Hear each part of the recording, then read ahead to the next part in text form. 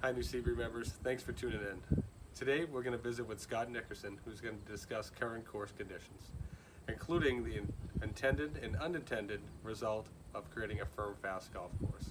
Following that, he'll detail the dry check process that's going to happen on the Osher Course greens next week. Let's go visit Scott.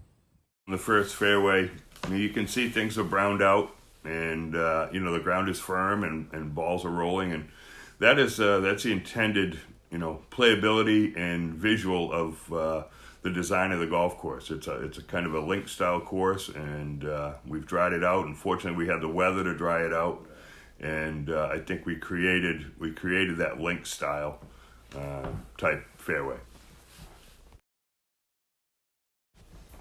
So the second hole is probably the most distinct as far as the link style goes, the firmness of the fairways, and that type of playability that we're looking for. You can see in the photo that there's some drainage lines, and those areas are a little bit greener, and that's where we intend to go. We intend to be able to keep it firm with a little bit of color, and if we continue to aerate and take care of that turf the way we'd like to maintain is aerate and top dress, we should be able to get, most of the time the fine medium of having firm, fast facility.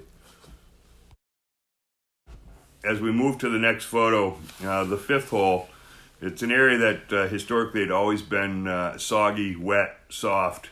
We raised that area up, as you know. We put some drainage in. We have new turf and that. But as a byproduct of that, we talked about earlier of some wear and tear and the need to do some more aerification and all that. But we did create a nice firm playing surface, but part of a byproduct of that is sometimes you have some kart track wear and tear, some turf decline, and that type of thing. It's all very recoverable, but in that case, in that situation, it's going to take a little more aeration and top dressing and agronomic practices to sustain cart traffic and that dry playability we're looking at.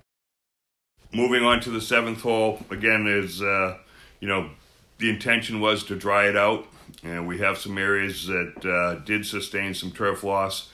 Those areas tend to be the low spots on the fairway where when things get dry and you do put a little water to it or you do get some rain, those areas tend to get a little more compacted, a little more what they call hydrophobic, which is water doesn't penetrate those areas and all that. So we do have a couple of those areas that intentionally were dried out, but it does lead to some turf loss.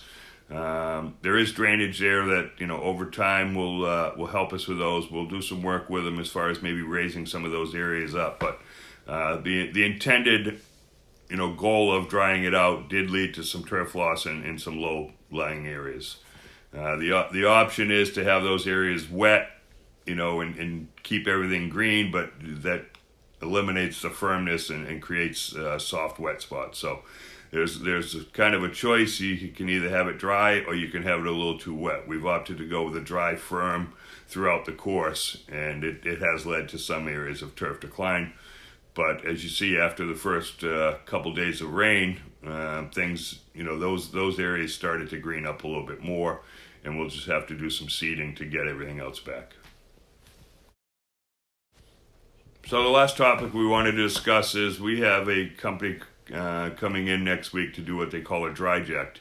We've included a video to show the whole process and explain a little bit about what it is. From my side and an agronomic side, what we're doing is it's non-invasive. It does some great aeration. In the video you can see where the sand is injected 6 to 8 inches deep, but it leaves a small hole at the top. And in the final product on day one, it's just basically a heavier top dressing. So that'll be completed on Thursday of next week.